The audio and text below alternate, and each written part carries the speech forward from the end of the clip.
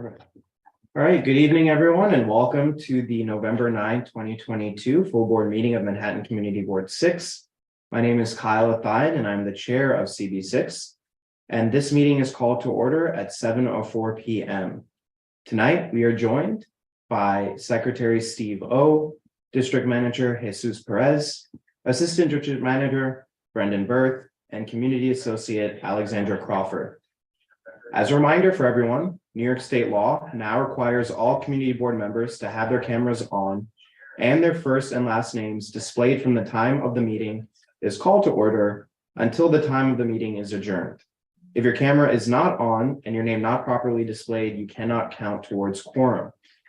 To conduct an efficient meeting tonight, let's observe a few ground rules. First, let's make sure that no one speaks until granted the floor. Please first raise your hand through Zoom and wait for the chair to recognize you. Then you can unmute and make your comment. The chat function should not be used for CB6 business or questions about agenda topics. All such remarks should be made on the record by first raising your hand through Zoom. The chat should only be used to alert us to any technical difficulties you are having or to state in writing information that was made on the record, such as an email address. To the members of the public, if you wish to give remarks tonight during the public session and have not already registered by filling out the form on the CB6 website ahead of time, you can register to speak in the public session by using the Q&A function of Zoom and posting your name, affiliation, and the specific topic you wish to speak about. This needs to be completed by 7:15 p.m. We'll now move to adopt the agenda. The agenda for tonight's meeting was distributed ahead of time by the board office, was posted online, and appears on the screen before you. If there is no objection, we will adopt the agenda as stated. So board members, if you object to adopting the agenda, please raise your hand through Zoom.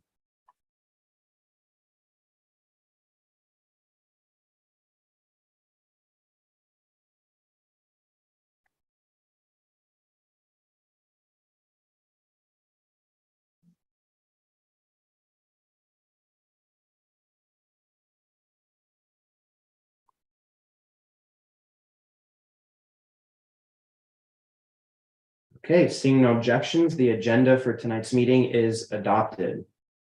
We'll now take attendance.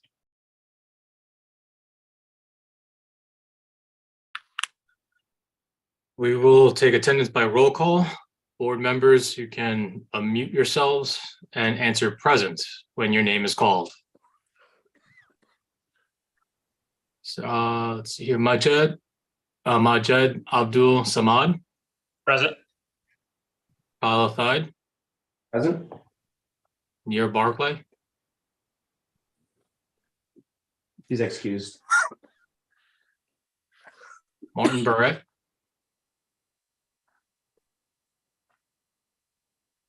Martin Barrett.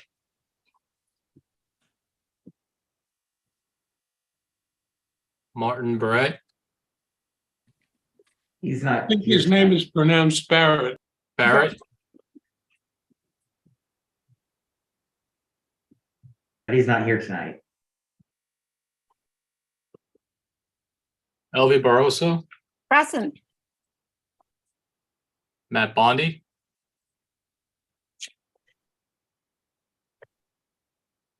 He's celebrating. Matt Bondi. Celebrating. Okay. Claire Brennan. She's not available tonight. Jim Collins. He indicated that he's feeling unwell. Jonathan Dereco. Present. Stu Desser. Present. Michael Devereaux. Present. Sorry. Beatrice Disman. Present. Jason Fromowitz. You got it. Present. Eric Goldberg. Present. Adam Harkey, Present. Molly Hollister,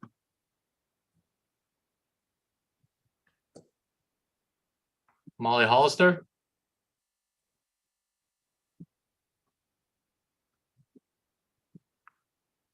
Molly Hollister, Sadie Howard, Present. Paige Judge, Present. John Keller, Present. Nadeem Kilani, Present. Abigail Kuzmark, Present. Sandra Leftoff, Present. Jason Littman,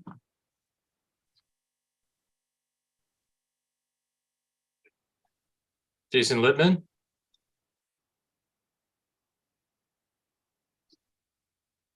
Jason Littman, Anton Malner, Present. Sandra McKee, Present. Richard Mintz, Present. Philip Napolitano,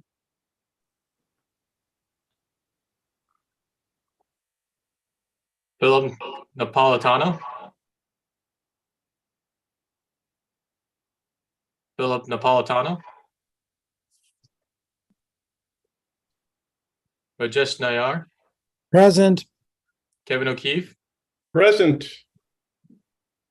myself, Rashma Patel, Present. Matt Roberts, Present. Lauren Shire, Present.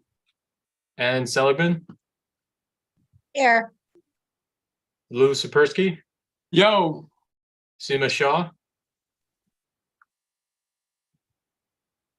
Seema Shaw, Seema Shaw, Sandra Sharad, Recording in progress. He's running late. He'll be in a little later. okay. Aisha Siddiqui, Present.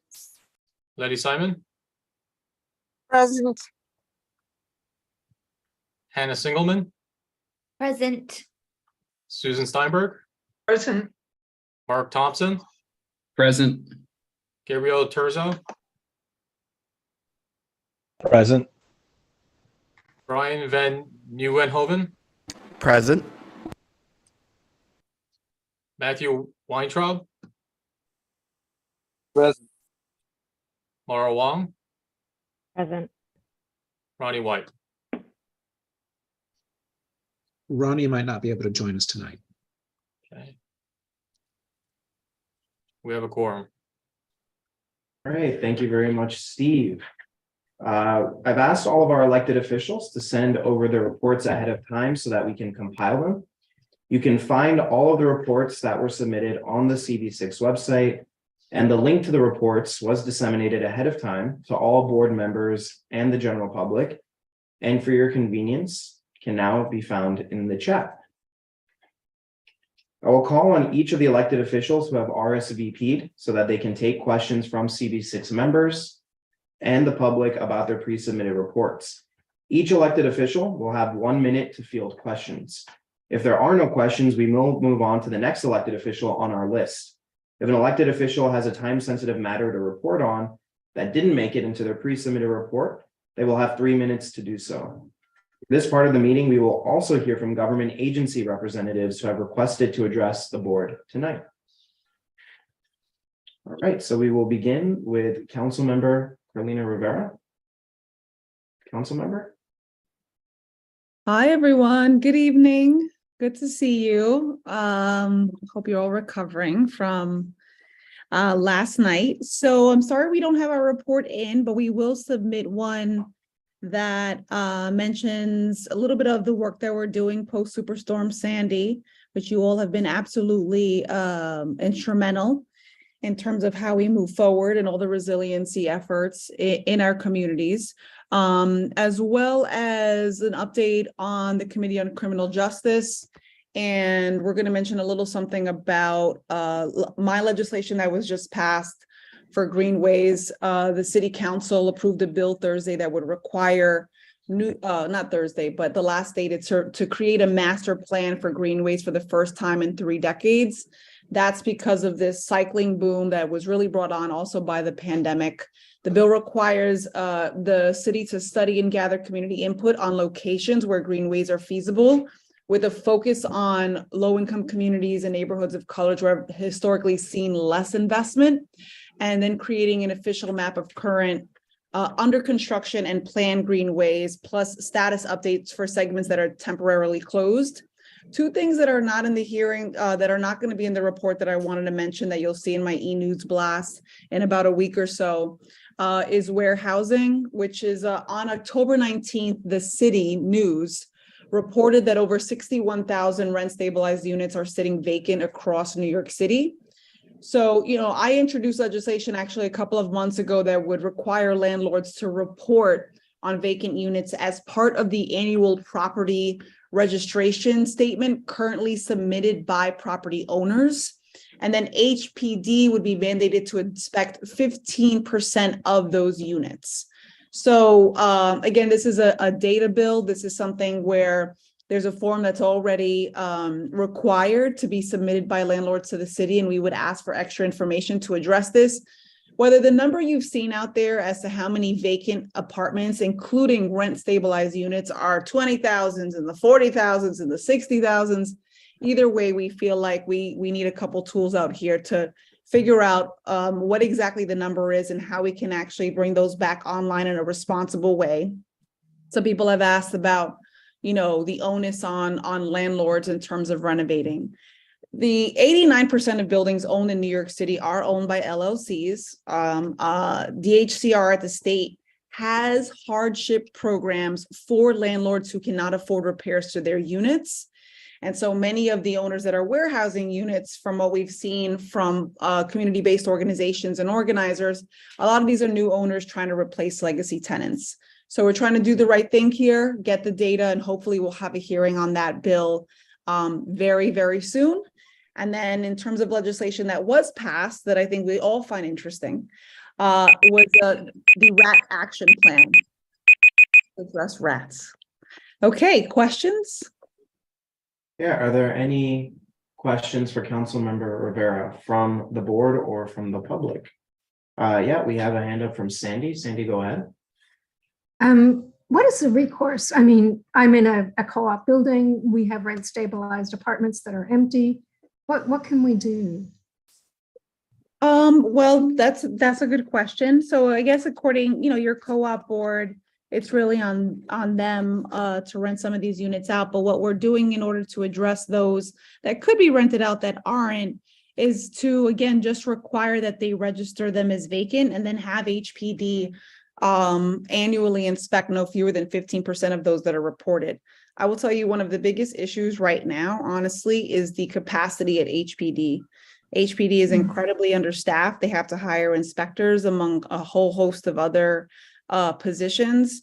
And, one challenge that we're encountering is HPD really just having the wherewithal to go about and do these inspections. I don't necessarily find that as an acceptable excuse for why we shouldn't be doing this, but I am sympathetic to just government operations and actually passing a bill, one, that's funded to do this work, and 2, has the people to do so. I mean, it's an owner within our co-op that we know who the owner is, but they're rent stabilized and empty. So it still goes through HPD? Well, it's also, we can work with you if you like, and yeah, let's do that. Let's work with you one-on-one so we could be appropriate and responsible. And I always want to paint, all constituents in the best light. And I want to make sure that whether it's working with the board or having a city agency assist you all, that we can do that expeditiously. Thank you. I'll make sure that I get you that info. And also I wanted to, I know there's 2 more questions and I'm going to take them, but actually Eddie Amador is on the call. and he is going to be our CB6 liaison. I know many of you also know Katie Loeb. She's still with our office, but you're gonna love Eddie. He's got a great experience and career in public service, specifically in the city council. And so right now his focus is on communications, but he's on the call, Sandy. So you know we're gonna follow up with you. Okay, I see questions from Yeah, so we'll go to Sandra next. Sandra, go ahead. Yeah, hi. Once you collect it, once the bill goes through and so on, where would is this data going to be publicly accessible? And if so, how would we do that? So if we want to know where these warehouse apartments are in our community, how do we make use of that data? How do we find it? And then how do we, well, once we can find it, we could figure out. Well, typically this information is available. There's HCR, Department of Homes and Community Renewal, and then we'll have information from HPD. How easy it is to find sometimes is a little bit challenging. And so, for example, what the city did, many times, a lot of the data that we see published in local media outlets is the result of a FOIL, right? You all know Freedom of Information. And that doesn't mean that we couldn't have gotten it. It means sometimes that it's not easy to find. And again, you just have to request the data. Sometimes City Council will pass a bill to mandate that certain data is annually reported because we feel it's just so important to be available to the public. So the city acquired all of that data. They published it. Again, we've seen a few different numbers, but the number of vacant units is in the tens of thousands. And as for the FOIL request process, there's also been some concerns about the FOIL request process in and of itself. So I actually do have a bill to streamline that process. This is because of really just a response to what I've heard from not just the media and journalists and reporters, but actually sometimes I've struggled to get some data from agencies myself. And there was at one point when I was the chair of hospitals last term, where I actually foiled information from H&H. They finally got it to me, but I just thought it's so ridiculous that we're at this point. So it should be available to anyone publicly if they can't easily find it. Some of the systems and part of these agencies are a bit DOS looking, so they're not even that easy in terms of a friendly interface, but it should all be there for you when it's all said and done.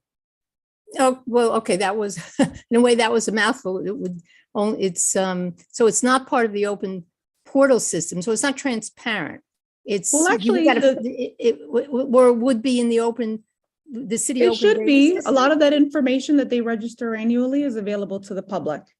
And in fact, I'll request, I remember when I worked in social services and housing services specifically, you could request a lot of information. That was before you could get it so easily online. But a lot of this information is available. In terms of how they got the number 61,000, whether that was outright through open data or via a FOIL, I'll find out and I'll let you know. That would be great. Thank you. Yeah, you got it. Gabe, go ahead. Okay, thank you. Real quick, what is the mechanism by which the HPD inspections would incentivize occupation? Or are we saying we need to gather all the data before we can craft the policy to incentivize that these apartments are occupied? Okay, I'm going to answer your question to the best of my ability. One is right now HPD is not inspecting as many units as we think is appropriate for one, the vacancy crisis, and two, to just keep up with just housing in general. And again, they're severely understaffed. But your question is whether gathering the data would be, I guess, a bit. Can you say it a different way? It's totally my fault. Yeah, no, sure. Sorry about that. I'm just saying, is the HPD inspections as a response to this report on all these open stabilized units, are these inspections intended to move the needle towards getting these units occupied, or is this sort of phase one and we can't craft the policy until we know really what we're dealing with? Well, one is get them occupied. Yeah, and thank you for that. Sorry, 724. I guess I'm just like, okay, so I think it's two things. One is, right now, it's a bit of a mystery, which ones we could actually are like habitable, which ones we could actually bring back online. But really how this kind of I guess started trending or besides the housing crisis is that vacant units can often have dangerous conditions. So we're also working to protect the tenants, and why we decided to bring this bill up, even though I introduced it a couple months ago, in addition to the city article, is that we had a building, right, 331 East 14th Street, the building right next to the building on top of the post office. And so they had all of these vacant units inside of the building. And so not only was it filled with trash and rats, but people were squatting inside the homes, and different people were coming in and out of the building. So besides that, those conditions are gross, it was also dangerous because it's for security reasons. So there are like two issues we're trying to tackle with this. So thank you for the question, and thank you for clarifying. I really appreciate it. And if I could just answer one last thing that was general, but when I say that HPD is understaffed right now, there are also agencies that are underfunded, and one example that I would give is the Parks Department is like the most underfunded agency. It operates at less than 1% of the entire city budget. So when I'm trying to tackle like what's going on in our parks and trying to fund supplemental sanitation services and get all the agencies to work together, that's one example of how understaffing or underfunding can really just affect all of our quality of life. So thanks, everyone. Thanks for your time. Thanks for the great questions. I'll get back to you all on Sandra on whether how they found that info, and then of course Sandy working with you and your building. All right, thanks so much, Councilmember Rivera, and welcome, Eddie. We look forward to working with you. Yeah. We'll now move on to Ben Jacobs from Councilmember Powers' office. Ben? Sure. Hi, thanks for that. And if I'm Ben from Councilmember Keith Powers' office, you guys are used to seeing Pat here. I don't think I've been to one of these meetings in a while. I started out as our liaison to CB6. I'm our chief of staff now. Pat is on vacation. He wrote on his out of office message that unfortunately he was on vacation, and I will have words with him when he gets back about that, because everyone needs to take vacation. And if I could take the baton from Councilmember Rivera, I have the information about the rat legislation that the council passed last week. There was a bill, and these were all bills that were approved by the city council that Councilmember Powers had co-sponsored when they were introduced. One of them requires large building owners to use and maintain rodent-proof trash bins. Another mandates developers to present rodent mitigation plans with their blueprints prior to construction. One creates a new system of violations for those not properly using waste containers. There's a bill that establishes rat mitigation zones. And then there's another bill reporting on progress made in eradicating vermin in the rat mitigation zones. Now, on top of that, I'm sure a lot of you folks probably saw the mayor made an announcement shifting the time that the sanitation department picks up trash and when buildings are putting out trash, which also will help with rat issues. So it's been a fun rat-filled month for everyone. Moving on from that, Councilmember Powers and Borough President Mark Levine sent a letter to the Department of Transportation asking for the pedestrianization of Rockefeller Center during the holiday season. Again, I think this is the third time that we've done this. They've done it a couple times before. Councilman Powers is on the record as being for a permanent fix here, but especially with all the pedestrian congestion that gets up there around the tree and everything. Trying to make that happen. I know in CB6, there's the push again for the 36th Street open street. I know Pat is working on that with Sandy and some others. There's been some pushback from agencies, and I'm going to check in with him on that when he gets back next week, and we're trying to do what we can there. Finally, I just wanted to, and again, I'm sure all of you saw this, and there's going to be an extensive public engagement process. It's still very early on. But Councilmember Powers attended the announcement a few weeks ago. I don't remember when it was because time is October 13th. Thank you. With Governor Hochul and Mayor Adams for the Brookdale project, which is now known as Spark Kips Bay, the Science Park and Research Center. Looking forward to hearing everyone's thoughts about that. Thanks so much. Awesome. Thank you, Ben. And are there any questions from the board or from the public for Councilmember Powers' office? Larry, go ahead.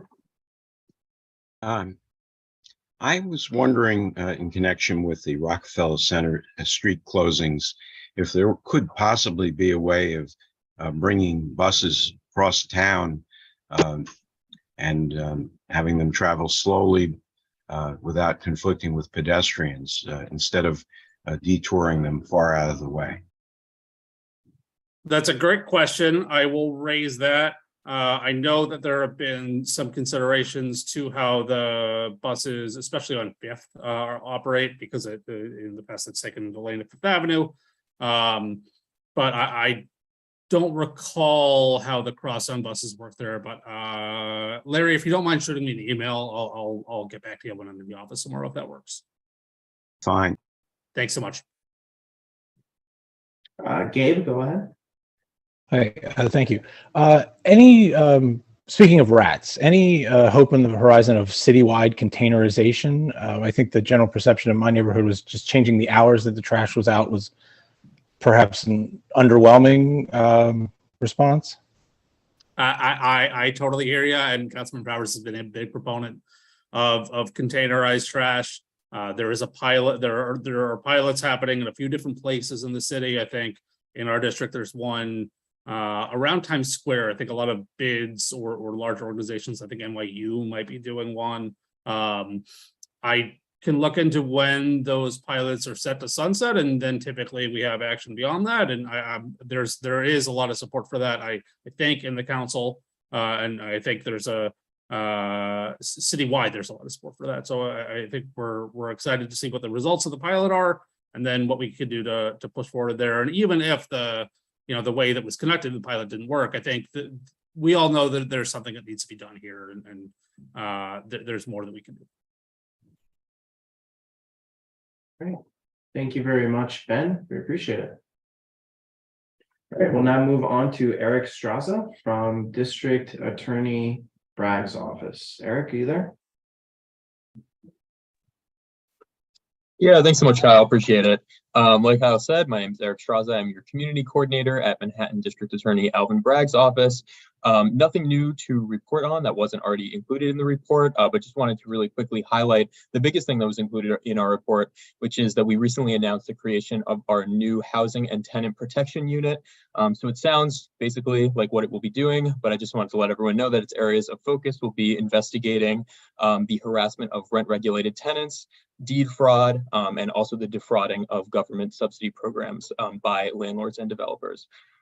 So also wanted to mention it because in the report, I also include mention of the unit's hotline. So if you or anyone that you know has been the victim as a tenant by a landlord or a developer of any of the kind of conduct that I described before, please feel free to give us a call. We really encourage it. We'll also be doing some outreach with the unit. Some of the members of the, the management of the unit will be visiting certain community groups and just kind of speaking on the unit a little bit. So if that's something that CB6 would be interested in, please feel free to connect with me offline and we can set something up. But other than that, like I said, nothing new to report. So happy to take any questions. All right. Thank you very much, Eric. We have a question from Anne. Anne, go ahead. Hi. Yeah. Well, welcome to the board. I have a question about something that I came across really randomly today, where it appears that the DA is prosecuting somebody, that people who are on sex offender registries in other states, basically because they have HIV, are transferred to a sex offender registry in New York City. I am sure this is a much more complex issue than I got from, kind of the flyer I got handed as I went by a protest. But it seems something that is not in alignment with the values that were, passed in the ballot proposal that passed last night. So I just don't know, if you can comment on that. Sure. No, thank you for bringing it up. To be honest, it's the first I'm hearing of it. But that being said, I can't confirm or deny if it is something that I can get you more information on, but I would want to check in for you at the very least. So I can, if it's okay, post my contact information in the chat, and if you don't already have it, and if you could reach out offline, or I can, that'd probably be easier because I'll be providing my information. But I can get back in touch with you about that and see if there's anything else that we can do to comment on it, or there's any other information we could provide.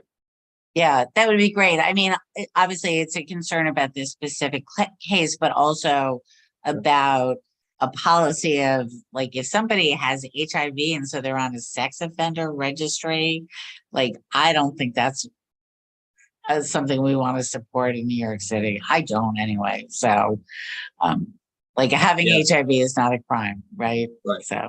No, I would agree with you, and hopefully can get you some more info on it. Great. So if you'll post that in the chat, I'll send you an email. Absolutely. All right. Thanks so much. All right, and seeing no further questions, thank you very much, Eric. Thanks, All everyone. right, we'll now move on to Joanna from Assemblymember Epstein's office. Joanna.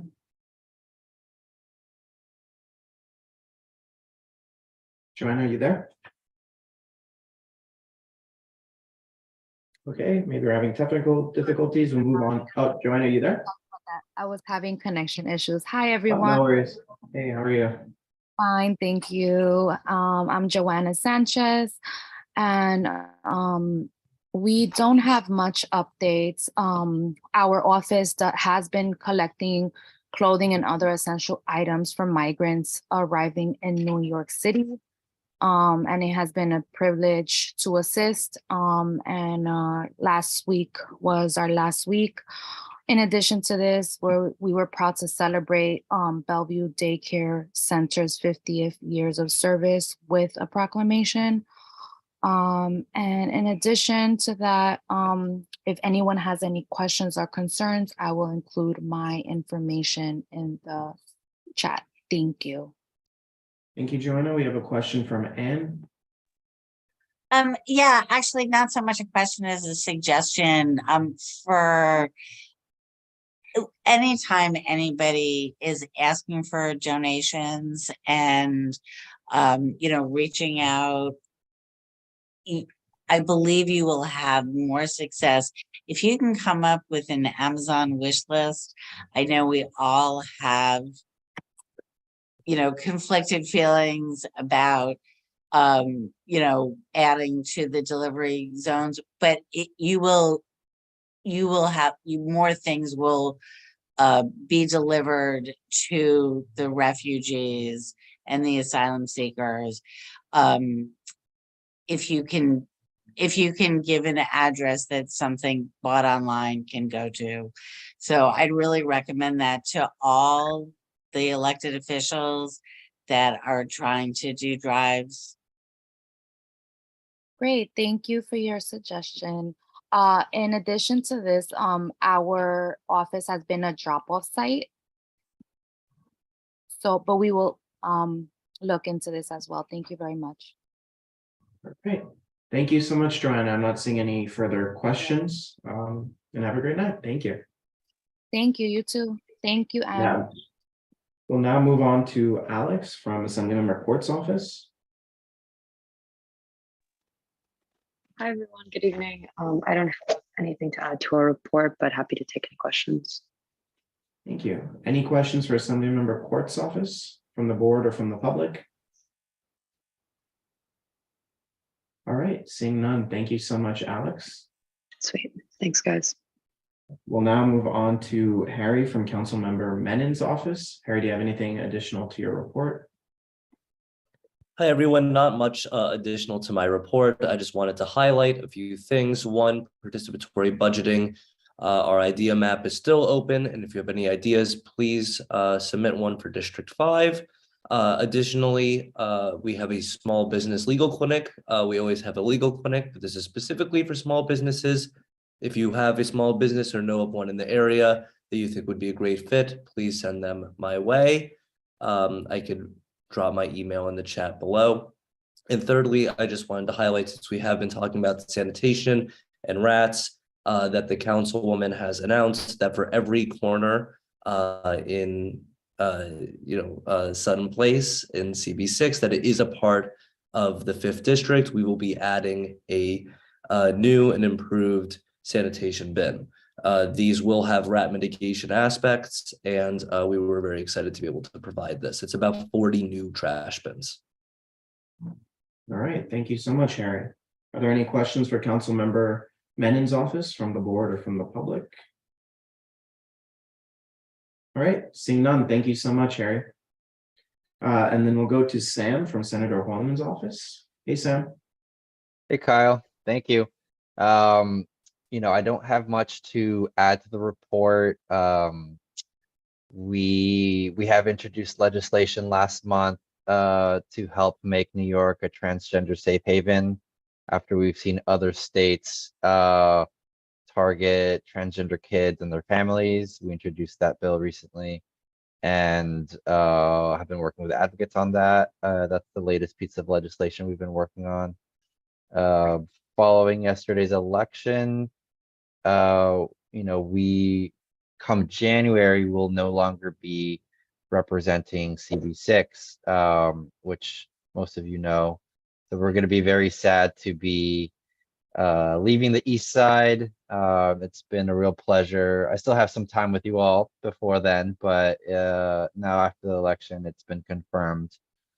So just wanted to share that with everybody. I'll say my formal goodbyes at the next full board, but yeah, it's been a pleasure working with everybody. And if anyone has any questions on what we've been working on in the office, of course, we'll still be in the Senate, so happy to get in touch with anybody that has any issues or questions that we can help with.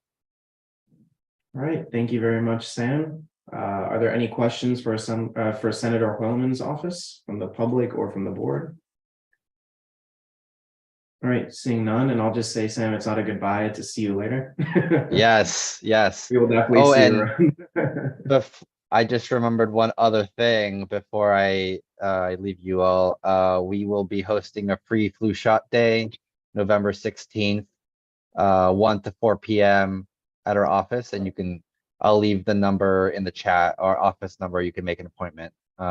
So we know that flu shots will be important this year. So if you haven't gotten yours yet, feel free to do it with us. Thank you. Awesome. Thank you so much, Sam. All right, we'll move on to Brian and/or Keisha from the Borough President's office. I don't know who will be delivering the report today. It's me. Good evening, everyone. Thanks for having me. There was a lot in the report, and I'll just lift up a couple of things in the interest of brevity and so that the beep doesn't happen to me.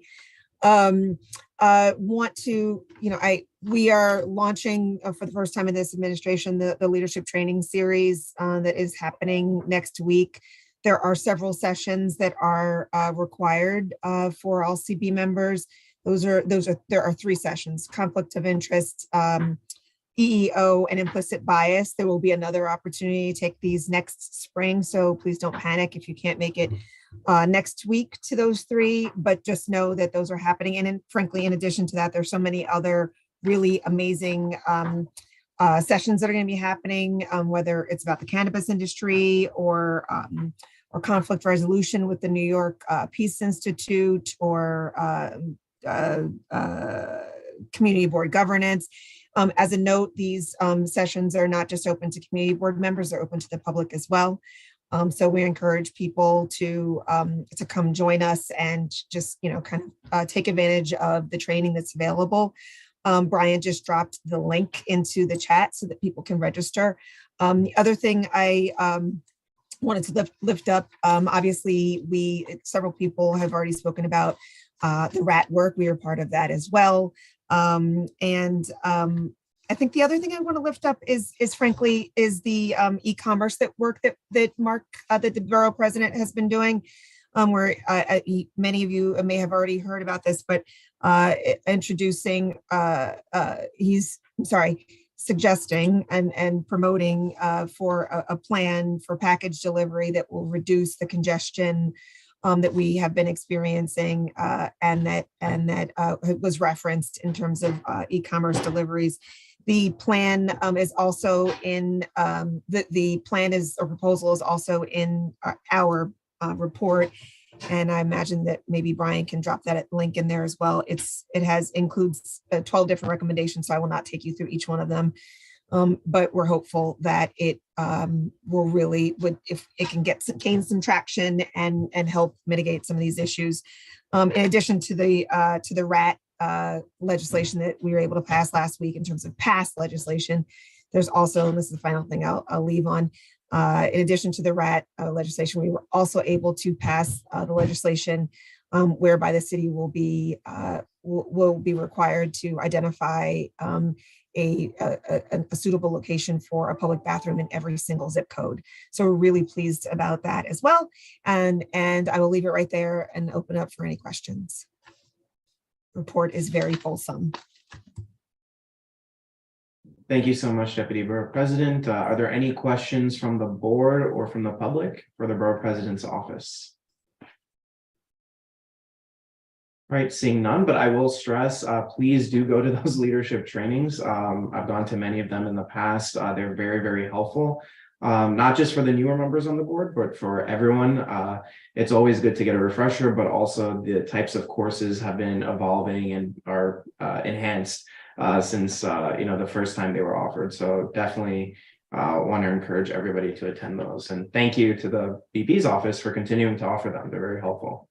Thank you, Kyle, for that extra push. And again, also for the public, it's a way to build skills that you might not have access to otherwise. So please join us. Thank you. All right, thank you so much. All right, so we'll now move on to our public session, and our public session will actually start off with a little bit of a treat at this month's. I see we have Madeline from Senator Krueger's office. Madeline. Hello, thank you, Kyle. So our report was submitted last week. So if anyone has questions about that, I'm happy to answer questions.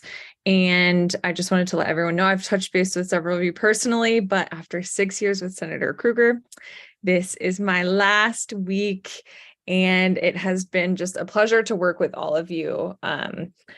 I truly just appreciate the work you all do, and I've learned so much about the power of the local voice from Community Board 6.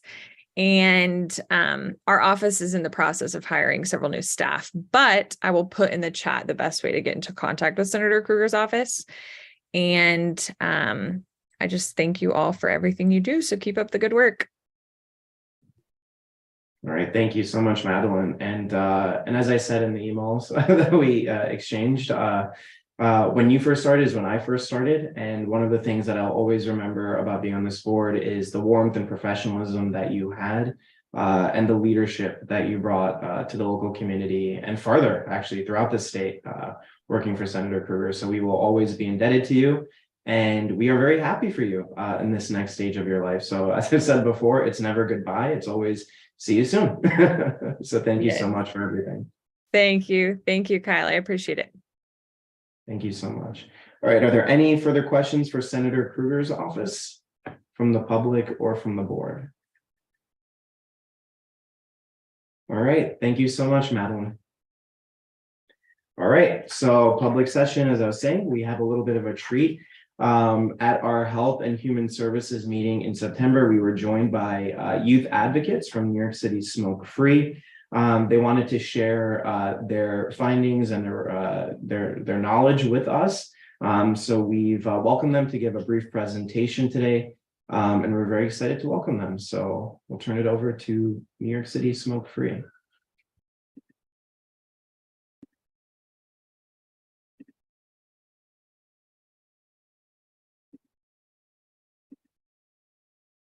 Stephanie, are you there?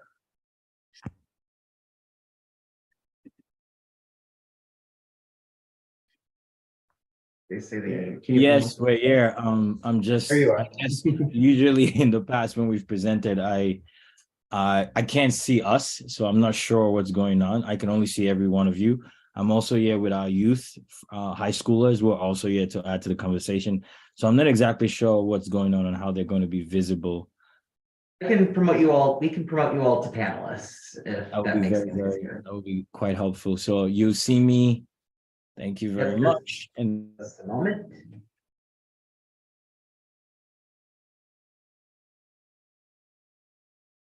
I think we're in business, at least close to it. My name is not Stephanie Mercado Altman. It's actually Ayo Ali. We also have Kinley Simmons. She's a high schooler. If you could promote her to panelist, as well as Alice and Yuen and Dayanara. I know I'm going a little fast, so I'll just go a little slowly. So Dayanara Hernandez, she's also speaking. And Everyone's being gradually promoted. It sometimes takes a moment for everyone to get promoted to panelists. And you have to accept it too. So please make sure you're accepting it. they totally will. Okay, so let's see. We have, okay, that's 2 people. So Kinley, Dayanara, are you on? Alice and Yuen, if you're on, just say something real quick so that I can know you're good, and then we can proceed. I'm good. Okay, Alice. And Kinley, are you on? Yeah, I'm on. Dayanara, are you on? Dayanara? All right. And then lastly, Yuen. So I'm going to get started while 2 of them join us because I know time is a bit valuable. So my name is Ayo Ali. I'm a youth engagement manager at NYC Smoke Free. Our focus pretty much at NYC Smoke Free, it's all about, trying to make New York as safe as possible for people, especially when it comes to breathing in clean air. And our work really centers on 2 aspects. One has to do with smoke-free housing, which is just really about helping a lot of buildings in your district and all across New York City go smoke-free. We usually work with buildings to further educate residents. Oftentimes, buildings are coming to us when residents have been complaining about having COPD or asthma or all these related issues through smoking. So we usually help them, pass a policy that is very, very inclusive of all the different residents that live there. The other aspect of our work which is why I have my youth advocates with you today, which is a special treat because they don't come out often and they're not usually out this late. So I hope we appreciate their time. Also, we just wanted to give them a quick lesson in civic engagement. So they've been on this call the entire time as well. And I get in text, when are we going on? Well, we're on now. So I want to talk about a few things. One, some of you can resonate with the fact that the last 30 to 40 to 50 years in this country, or even more, tobacco companies really were able to infiltrate all aspects of community, all aspects of media, all aspects of basically our lives. And I'm sure many of you here remember, regardless of your age, growing up with smoking seen being as a cool and rebellious and act, right? I remember growing up as a teen in Nigeria playing around with toothpicks and we would just hold it in between our fingers because we all wanted to be like the cool people in the movies. Now, here's the thing, we were starting to see a drop in smoking rates about 10 years ago, thankfully, in the last 5 to 10 years. But then in the last 5 years, there's been an uptick in smoking. In fact, we have a raging vaping epidemic that is ravaging the country, but specifically while we're here in New York City. So it's not uncommon to find middle school kids as young as 10 or 11 or 9 vaping. And tobacco smoking and basically using tobacco products is the #1 cause of preventable death in the United States. So it kills more people than Ebola, AIDS, homicide, drunk driving combined. So I wanted to bring some of our youth advocates who are doing a great job of trying to educate their peers on the dangers of this to speak about some of their experiences. And I really just want to start with vaping, just because what we're seeing with vaping now is the way it's infiltrated pop culture and everywhere. You're seeing people just holding the device, and many of you who vape or who don't vape may not even know what it looks like. It tends to look like a USB. And it's become so ubiquitous and normalized that there's not enough conversation coming around about how much it really, really affects people's respiratory health. And for our youth who are on this call, they can speak to their daily experiences with vaping. I want to start off with Kinley, Kinley Simmons. Kinley, if you could just quickly say your name and your age, and then just share with us some of your experiences. Thank you, Kinley. Yeah. So hi, everyone. My name is Kinley Simmons. I'm 15 and I go to Miss Porter School. So in the school year of 2019, when I was around in the 5th grade, I really started to see a shift in what was deemed cool. It went from holding the longest handstand to sneaking out of class to join your friends to vape. And throughout the course of that year to even today, this trend still plagues the various schools and environments of my friends and I. And the surge in popularity really led me to question all the influence around us that made this happen. After spending a lot of time thinking about all the media I consumed, I realized just how much of it was saturated with vaping being projected in a cool, enticing, or even positive light. When I compared these thoughts with statistics from the CDC, it became extremely clear as to why this is. The CDC reported that about 69% of middle and high school students were exposed to e-cigarette advertisements in retail stores, on the internet, in magazines, newspapers, or in TV and movies. And more than half of high school students, that's about 8 million, saw e-cigarette ads in retail stores, and more than 6 million saw them on the internet. These statistics alone show that Big Tobacco has worked really, really hard to create a successful facade of vaping as cool and harmless. And this facade is one that has really impacted the present and the future of my friends and I, both in terms of health and socially. And Kenny, thank you for sharing that. And I think when we frame this issue and we understand what we're seeing across media, it can sometimes feel far away. Like, well, none of you perhaps are making decisions around MPAA ratings or the fact that, something like Stranger Things, which is extremely popular on Netflix, the season before the last, it was just all about smoking. So let's maybe bring it back to even New York City high schools, right? And I think Alice can speak to her experiences in being actually in school and seeing how vaping makes its way into school and how, beyond just the pop culture and the media aspect, how there are also just many places where a lot of young people can access e-cigarette products so easily. Alice, you want to share a little bit about that? All right, yeah. So I'm Alice. I am 16 years old and I currently go to Stuyvesant High School. So Kelly said that when she was in 5th grade, she saw like a rise in e-cigarettes. So for me, that was when I was in middle school. I remember like seeing how popular it had become. I was like seeing all these colorful fumes because of all these flavorings. I thought it was really like cool. Well, I, like many other teenagers, thought it was kind of cool, but I never tried it, thankfully. And when I went into high school, I was like, well, maybe that initial popularity of vaping and e-cigarettes will die down and people will realize that it's like actually really detrimental to like, especially youth, our health. But even after I got into high school, like last year when I was just 14 or 15 years old, I remember hearing stories from like mutual friends talking about how they would go to parties and they would talk about like sharing vape pens or using these products. And like, although you don't really see this happening in school, I definitely know that this does happen because outside of school, like around the entrances, there are always cartridges. And even besides that, it's become so normalized in our society, not just in like high school, but in middle school. Like it's so common that like I feel like people don't pay attention to that anymore. Just today, while I was waiting for the bus to go home, I saw a man, he was vaping, and like had I not joined Reality Check, I definitely would not have paid attention to that because of how prevalent it has become in our society. Thank you, Alice, for sharing. And I think to add to that, before I pass it on to one or two more speakers that we have, I think what's really going on is the fact that there's no guardrails around vaping currently, right? So with what's going on with a lot of the youth who are adopting vaping, there's no conversations around how much it's affecting respiratory health. And when we talk about the way it's infiltrated basically all the high schools and middle schools, it's like, okay, so how are we going to protect each other? How are we going to protect our youth? And with the members of Reality Check that you've met, they know so much about vaping than the average person, but then they can point to 3 or 4 of their 5 friends who vape. And I think this is why we need to really have this issue around the epidemic it's causing, because now what we're hearing a lot is about how, a lot of young people are actually trying to kick off vaping addiction. And what they sometimes do is they then smoke instead. And then there are people who are trying to stop smoking will pick up e-cigarettes because they've been advised that that's the way to quit, but they're literally just switching one addiction for the other. So a lot of the work we're doing around advocacy is education, because I'll give an example. One of our Reality Check youth from last year, one of his friends came to him and mentioned how she has a vaping addiction and she doesn't know what to do. The only reason she went to him is because he's heard him talk about vaping already and the e-cigarettes and the negativity of e-cigarettes in terms of like for your health. By the way, we keep saying vaping, but it's e-cigs. It's the same thing. But now in that particular case, she understood that she had an addiction. But let's talk about the other high school youth who don't even think about it as an addiction and just vape regularly.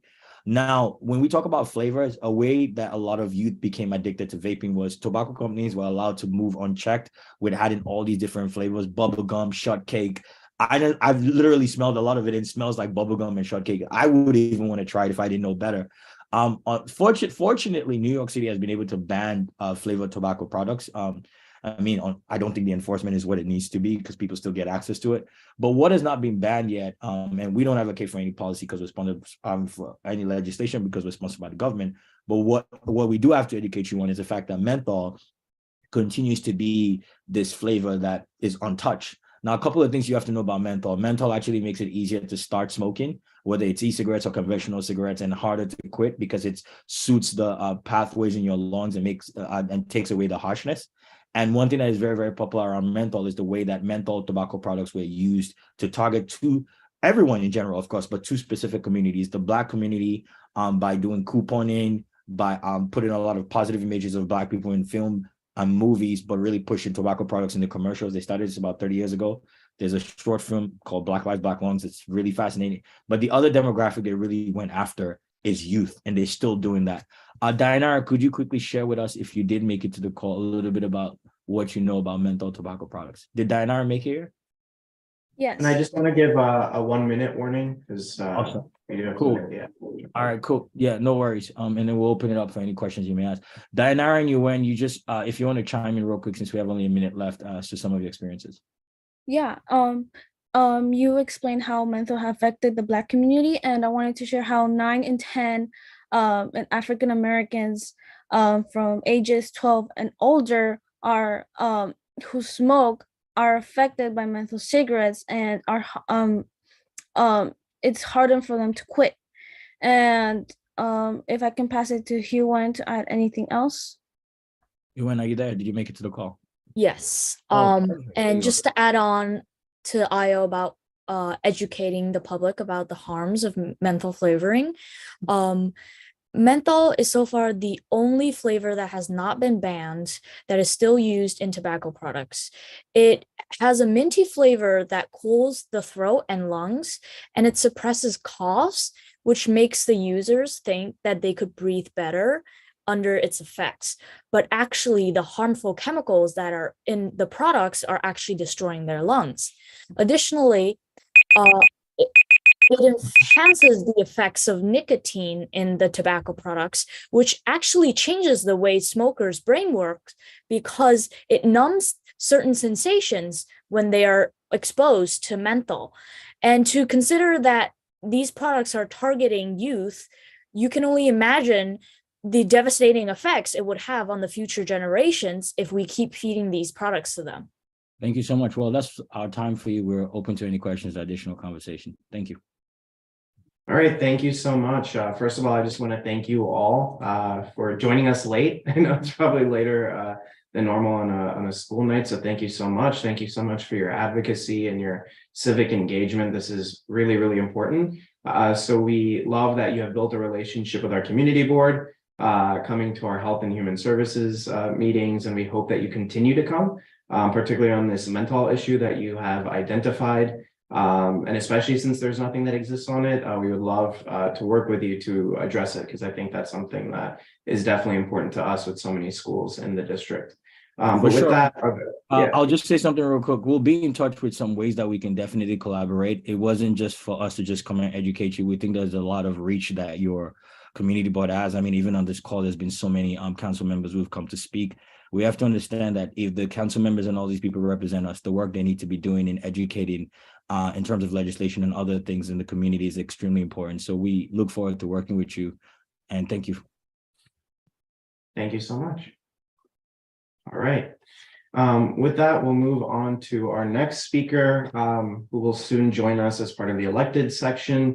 But we'd like to welcome Senator-elect Kristen Gonzalez. Kristen, are you there? Oh, yes. Hi everyone. How are you? Doing well. Apologies, that's my dog in the background. Shows the exact moment I unmuted myself to start barking. But thank you for having me, and apologies to everyone. I'm also, I served on my community board back in Queens, and I know that this is not the right part in the agenda, but I got home a little late today, so just really appreciate the flexibility and the chance to come and say hello.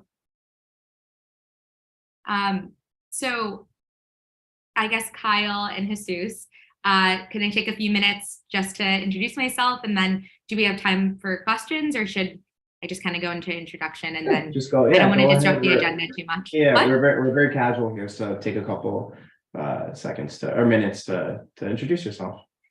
Great. So my name's Kristen Gonzalez. As Kyle mentioned yesterday, we had our midterm elections. So I am now the senator-elect for State Senate District 59. And you're all probably, fully aware of this, but just in case, there's anyone who wasn't following the redistricting process, which was really different and unique this year, I'm just going to give a quick recap of what this district looks like and how we got here. So Senate District 59 is a brand new Senate seat that covers Queens and Astoria, Long Island City, Brooklyn in Greenpoint and Williamsburg, and Manhattan, mostly overlapping with this community board from 14th Street and Stuytown all the way up to the UN. So we have Mary Hill and Kips Bay and Gramercy. And it was created as a result of the new lines being overturned by the highest court in New York, and a special master that was independently appointed by the courts who redrew all of the state Senate and all of the congressional lines. So part of that same conflict that you saw with, I'm sure you saw with our congressional members, in this case, it was Congressman, Nadler, and then Congresswoman Maloney, part of that same process that redistricted them into the same district. A little bit about myself and how I ended up running for office. I was actually born and raised in Queens. I grew up in a one-bedroom apartment. My mom is a special education teacher, and I attended Dalton on the Upper East Side, which is an independent school, for 6 years of my education. And growing up between Elmhurst and Jackson Heights in Queens and the Upper East Side gave me the chance to really experience New York in a new way. I saw how different and diverse our city is, and that is really what sparked my interest in, not only public service, but really contributing back and getting civically engaged at a young age. So I started in high school. I attended Columbia for my undergrad. I studied political science and race ethnicity studies, and I focused on organizing around students on campus, around climate, around, a lot of equity issues that we saw. And that led me to work in different levels of government. I was appointed to city council under Melissa Mark-Viverito, the former speaker of the council, to the Young Women's Initiative, where I wrote policy recommendations. I worked in the Obama White House doing Latino engagement. And I was there on election night when Trump got elected. And then once Trump took office, I actually moved to the Hill and I worked in Senator Schumer's office. And what my experience in different levels of government has really taught me is that the key to really changing the things and winning the things we all deserve as New Yorkers and the better city we deserve, it actually doesn't necessarily lie in the halls of city council or at the White House or on the Hill. It really lies with all of us. And that's why after working in DC, I came back to New York and started organizing. And for the last few years, I joined my community board in Queens. I served, as chair of the Census Committee. I served in our executive committee. I helped start the Western Queens Community Land Trust, which is a public model of land ownership. I launched a public internet initiative and worked on mutual aid efforts. And so in getting involved locally and in organizing, I got to meet a lot of people and see exactly that when all of us come together, we can win some really crucial things. So I wasn't planning on running for office, but when this new district was created, the folks that I've been organizing with in different parts of the city around, some of the efforts I mentioned actually asked me to run. And so I said no initially. I currently work as a product manager on a data platform at American Express. I work on the tech side of a finance company. I really like my job. I'm good at it. But after talking to them, I realized how much, and you have all seen this, especially through the midterm elections, how much there is at stake. And, as much as we follow the federal races and we look at our city council races, our state level government wields a lot of power. It is where the MTA is controlled. So if we care about public transportation, myself, I'm a strap hanger. I've been traveling across 3 boroughs during this campaign. So I've seen, firsthand the struggles of our public transit system. If we care about that, that's controlled at the state level. If we care about things like climate and protecting women's rights, also key pieces of legislation at the state level. So I'm really excited to work with all of you and get to know you more. And I'm going to pause here because I've been talking for a little while and happy to just take some questions. All right, thank you so much, Senator-elect. First of all, congratulations Thank and you. welcome to Manhattan. I know you probably didn't expect it, but welcome to Manhattan.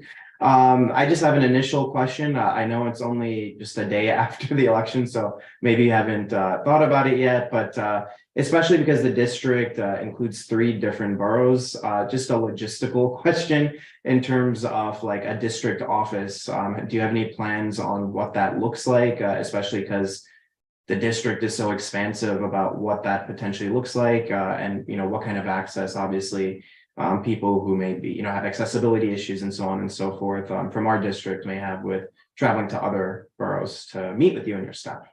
Yeah, so that's a great question. The way this essentially works is, I do not get to choose my office space. I have to work with the state government, state senate, central staff, and they work with landlords to find a lease, to find a price. So I've already told them to look for spaces in Manhattan. I've told them to, I would really love the budget to have multiple offices, but they are currently working out what that budget looks like, and I'll keep you all posted. They haven't found a space for us yet, but I'm really committed to, of course, being present, which is why, the election was yesterday, but I reached out today to see if I could come by and say hello, because while we're transitioning and getting our office and hiring staff, maybe in January, it's happened to many senators that they don't have their physical space just yet.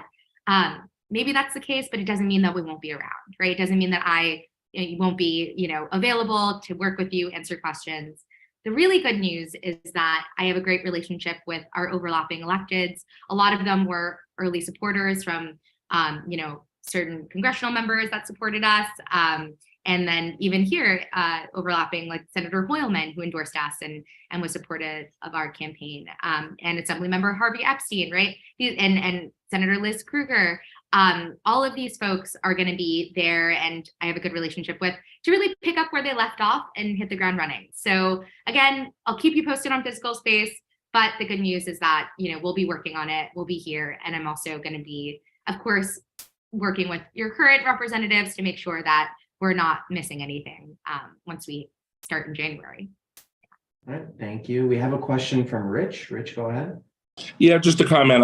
I just wanted to say that, we are non-partisan and apolitical here at the community board, but now that the election is over, I can say that I supported you in the primary and worked on your behalf.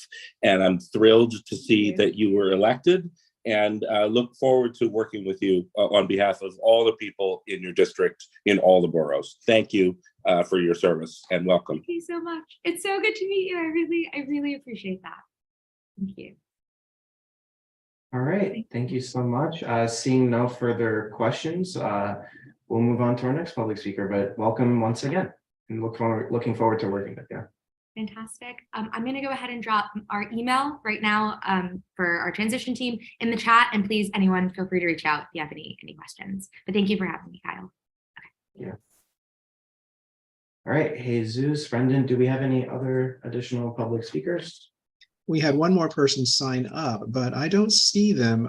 Yanis Ziligakis, are you here? I don't see them either. All right, last chance, Yanis Ziligakis. Okay, no other speakers on tonight's speakers list. Thank you, Jesus. So we'll now go to the minutes from the October 12th full board meeting. Those minutes were distributed to board members ahead of time by the board office. If there is no objection, we will adopt the minutes as drafted. So board members, if you object to adopting the minutes, please raise your hand through Zoom. All right, seeing no objections, the minutes from the October 12th full board meeting are adopted, and they will soon be available on the CB6 website. Now I'll begin my chair's report. I'll be very brief. First and foremost, I want to thank once again the Elections Committee from last month, which was chaired by Larry Shire and also included Letty Simon and Sandra Leftoff. So thank you all for running a very professional process, which of course culminated in last month's election. And so with that, I want to congratulate the new executive board and especially Adam, Steve, and Maura, who are completely brand new to board leadership. So welcome. Congratulations, and tonight is their first night in these roles, so job well done. Second, I want to go into the emergency orders. Many of you might have seen that Mayor Adams extended the emergency orders until November 21st, so we can remain virtual through that date. Of course, this is going month by month, so we'll update you at that point on whether that's extended or not, which of course we do anticipate. And then the last point I want to bring up is something that Ben had brought up earlier, not in much detail, but as many of you might know, but especially for the newer members, one of our biggest issues for many, many years, actually from the time that I was actually a student resident in this location, is the Brookdale site. So since I became chair, one of the priorities has been to consistently hound our electeds and our agencies to get some sort of update on this particular site. We've produced many different resolutions and documents on this for the last 10 years or so. I know some of the previous chairs can attest to that. But in particular, our big point was that we did not want this to become a sanitation garage site. So that has always been our priority. It has been voiced by the community for so long. So as been mentioned last month, Governor Hochul and Mayor Adams came together to announce a $1.6 billion private-public partnership to help revitalize the site into a SPARC, which stands for Science Park and Research Campus, and that will be a partnership with DOE and CUNY. The project is expected to generate about $25 billion over the course of 30 years and create 10,000 new jobs. But as part of this revitalization, something that has been important to many of us for a long time that has been part of our budget request has been the revitalization of a new and improved pedestrian bridge to Waterside. So as part of this project, there are some of those district needs getting accomplished within that. So while the board itself was not directly involved with this SPARC plan, we will be involved in its planning going forward. So there will be many discussions about this at our committee meetings. So please attend it because it actually includes a number of different ones, but obviously land use first and foremost. But we'll be continuing to be part of that conversation. It is important. I just want to remind everyone that this is an announcement. So it hasn't, the nitty gritty, the nuts and bolts haven't been set yet. And that's what they said the next year will be devoted to. So community input will be needed for the eventual finalization of that. So of course, on the community board side, whether it's at borough board or individual conversations with agencies and electeds, we will continue to advocate for many improvements needed in our district that are related to this particular site. We will bring up other topics that we have already felt were neglected, such as affordable housing and the revelation of this plan. So we'll make sure that those conversations are included going forward. But I do want to congratulate the board for the efforts over the course of the last 10 years plus. That, you know, we can take pride in that we did realize this dream of ensuring that it is definitely not a sanitation garage. So there will be more to come as it develops, but it is a big accomplishment for our board that many of our plans and ideas from many, many years ago were included in this plan and will continue to go forth from there. And with that, I'll conclude my report and turn it over to District Manager Jesus Perez.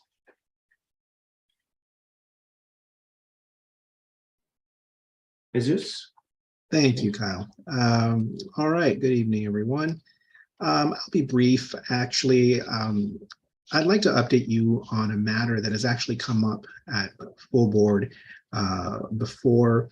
Several months ago, many of you may remember that we have heard from members of the public regarding some concerns relating to the Humane Society and their building that is at the upper edges of our district. We've actually been hearing from them from members of the community and local animal welfare activists for some time. And essentially their concern was that they were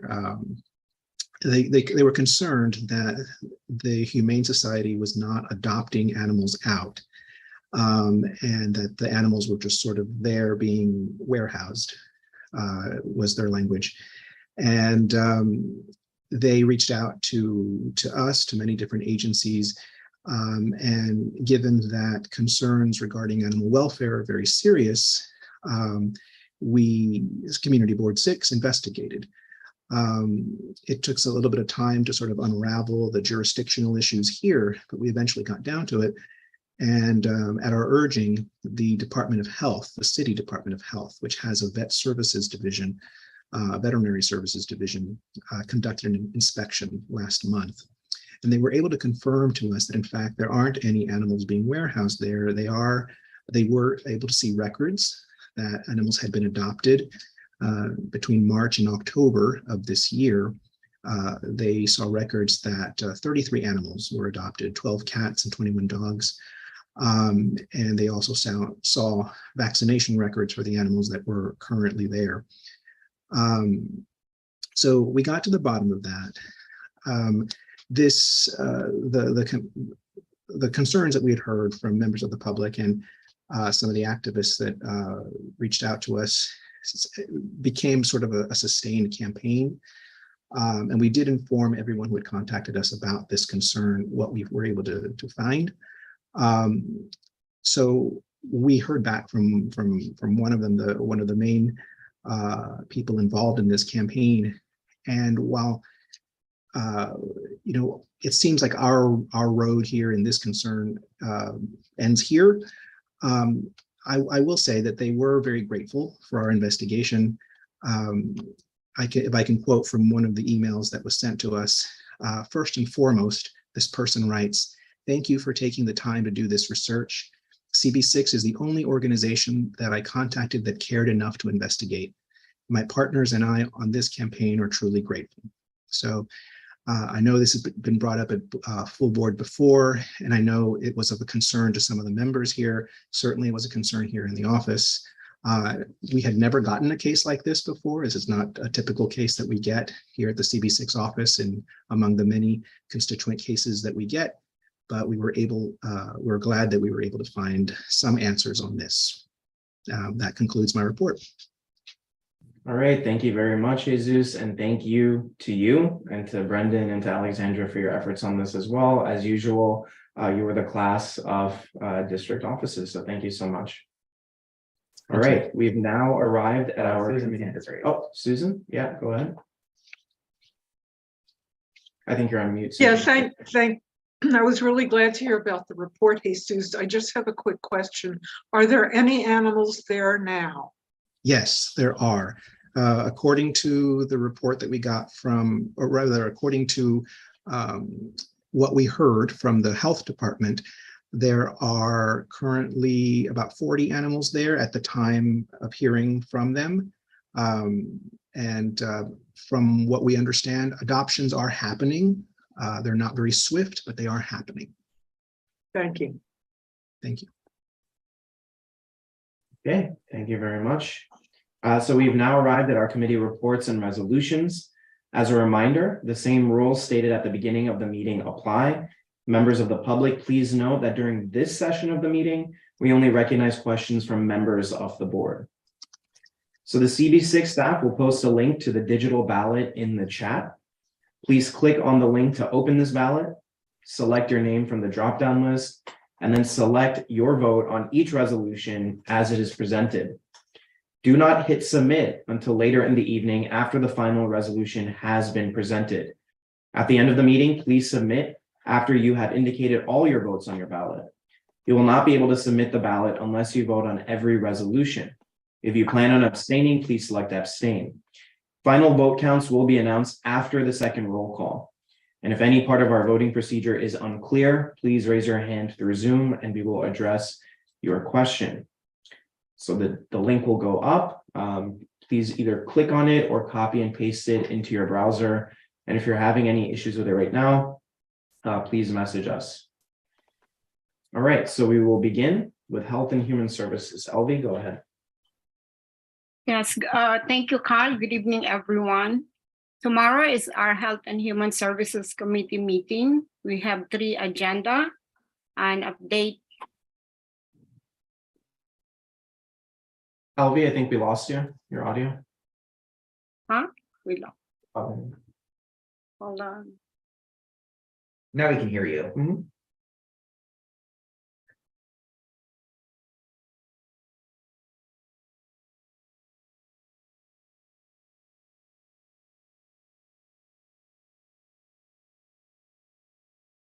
Yeah, so we have 3 agenda, an update on monkeypox cases in our district from the New York City Department of Health and Mental Hygiene.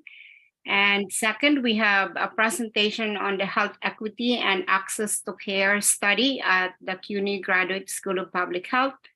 And third, we will discuss prospective topics for future meetings and also outreach activities for 2023.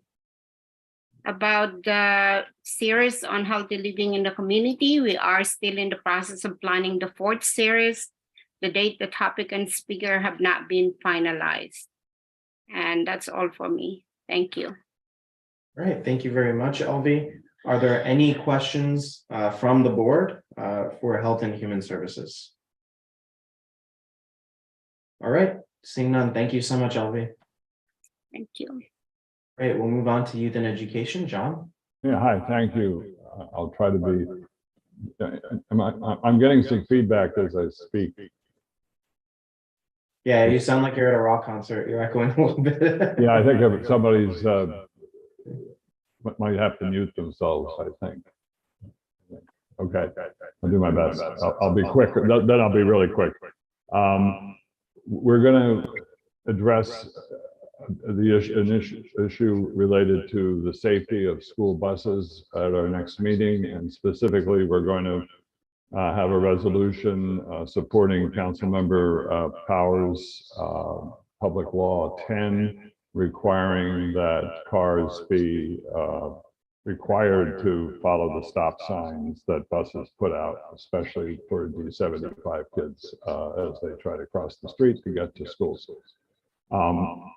And we anticipate a good meeting there. Boy, this is really bad sound, sorry. And the other thing we will be dealing with is something that was put on our plate this week. I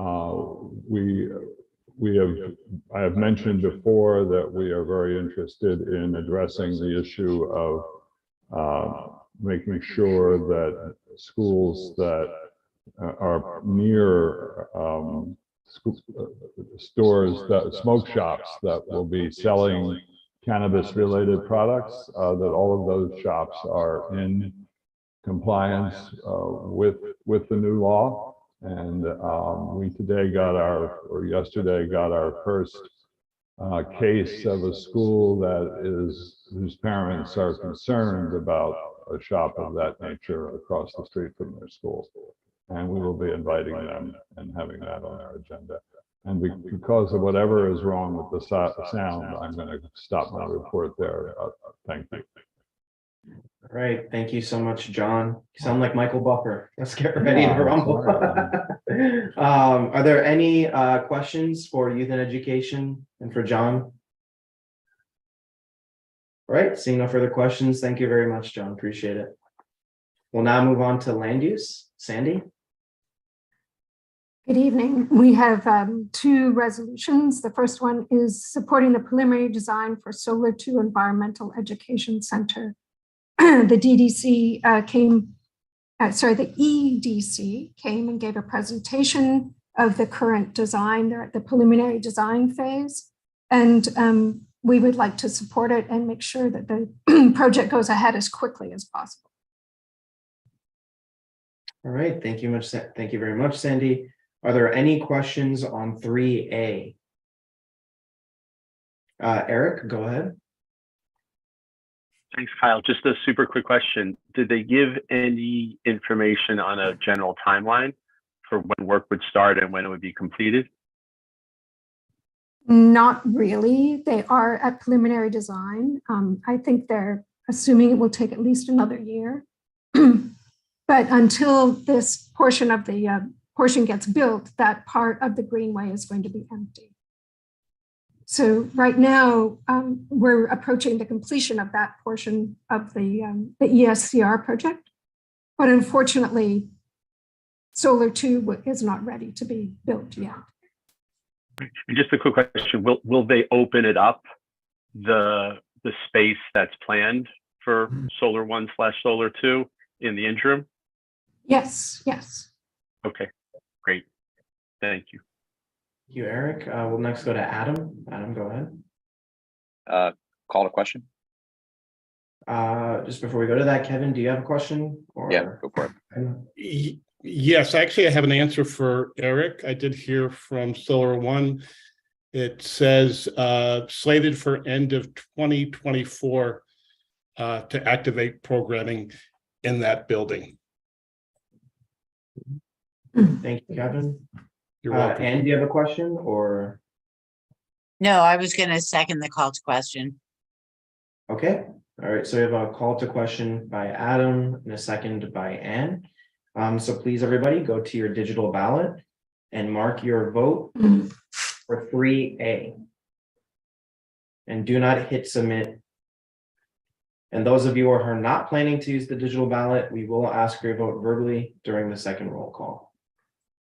Our second resolution is a certificate of appropriateness for exterior signage at 159 East 53rd Street. This is actually the City Core building, and it was for NYU. They came and gave a presentation. We asked for some modifications to remove the banners they had proposed to keep it more in keeping with the rest of the building. And basically, we approved the proposal based on that revision to it. Thank you, Sandy. Are there any questions about 3B? And if there are no questions, are there any motions? Yep, Adam. Call to question. Question, is that seconded by anyone? Second. Seconded by Susan. So please return to your digital ballot and mark your vote for 3B. And again, do not hit submit. At the meeting, we had a presentation by George Janes, who has been helping us look at the proposals for the City of Yes. He's going to be coming back next month or this month, November, and talk about it more. And we're also going to be talking to our planning fellow who is putting together her proposal for how to work with us over this next year. And that's it. Thank you. All right. Thank you very much, Sandy. Are there any questions for Sandy and land use? Anne, go ahead. Yeah, not so much a question as a recommendation that these 3 text amendments are really significant. So if you have any interest in, say, housing, you might want to come to these and learn more about the meeting. So it's just a plug for land use meetings. Yes, thank you so much, Anne. Absolutely. Go ahead. I was just going to say that George Janes has done a presentation that was really very good. It summarized a lot of the issues that we're looking at. So I would recommend taking a look at that as well. Absolutely. Thank you. Jesus, go ahead.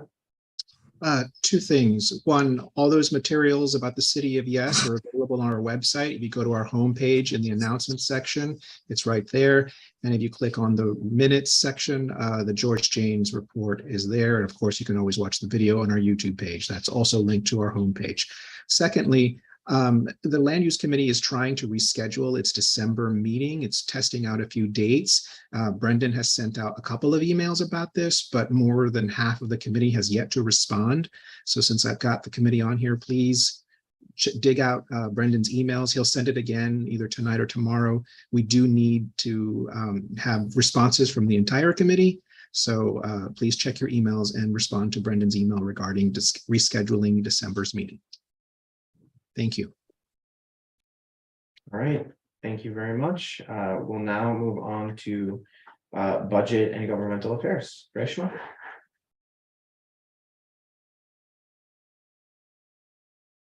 Thank you, Kyle.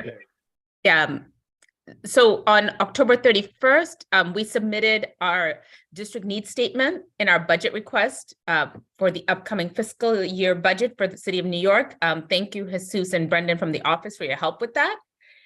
We are not having a November meeting.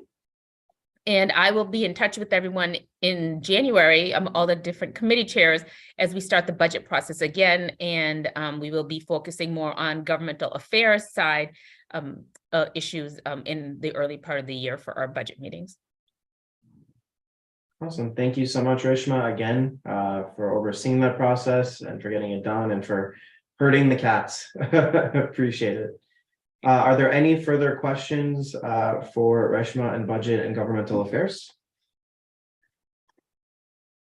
All right, seeing none. Thank you, Reshma. We'll now move on to transportation. Brian?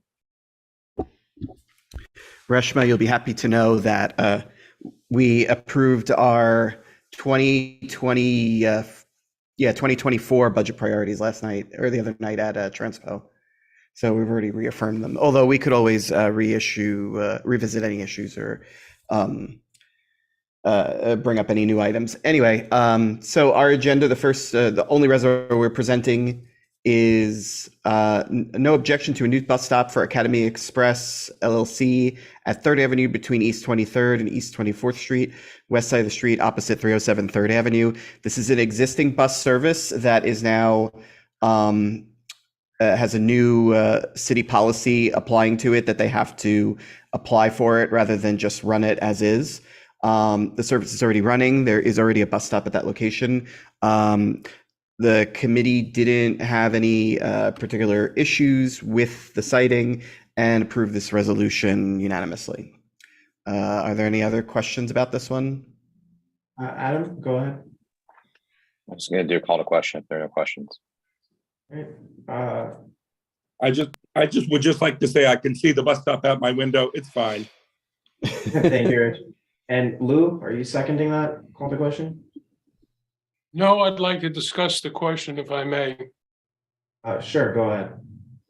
I'm happen to be very familiar with that location, and I think it's entirely inappropriate to add an additional private bus stop to a stop that serves 3 lines on 3rd Avenue. It's going to result in congestion and traffic backup, and competition for the bus stop because with the people who use the 101, 102, and 103 lines would be seriously inconvenienced by the addition of another bus line to that bus stop. It's a peculiar street arrangement because traffic travels on 24th Street eastbound. Lou, I just want to interject for a second. They're already running the bus. Like this bus has been stopping there for years. Well, that's entirely inappropriate and it shouldn't be allowed. It's been a serious problem. Buses run south on 3rd Avenue from that block. And we're going into committee business right now. The committee has considered. Well, I'm on the community board, and I happen to be thoroughly familiar with that. And your comment has been noted. I want to move on to Rich, who has his hand up. Rich, I just want to note that I literally look directly out on the corner. I have lived here for 6 years. The service has been running the entire time I've lived here. There's no disruption at all. There's no problem. Okay, noted as well. I just wanted to add in that Lou is making a point that could be very salient if we were adding new bus service here. And this is a totally appropriate forum for us to discuss such issues if we didn't bring it up at committee and there's new information, or if someone else who's on the board has a different perspective than who's on the committee. The only reason why I interjected was because I wanted to not go into length about an issue that is refuted by the facts at hand. It could, any bus stop placed anywhere could cause some potential issues that have to be evaluated. But in this case, we know we don't have to evaluate them because the bus is already stopping there. So the congestion that Lou was speaking to is not materializing at this point. And so that was one of the concerns that the committee looked at and did not see a problem with. I don't think there's any other elaboration on that specific concern needed. like to point out that. Lou, I didn't that the- recognize you to speak. Lou, thank I you. was cut off in mid-sentence. That the No, but I didn't appropriate recognize you to level- speak in the first place, Lou. So there was a call to question by Adam. Is that seconded by anyone? The concern has been noted. Second, Abby. Right, seconded by Abby. So please, let's go back to our digital ballot and mark our vote for 5A.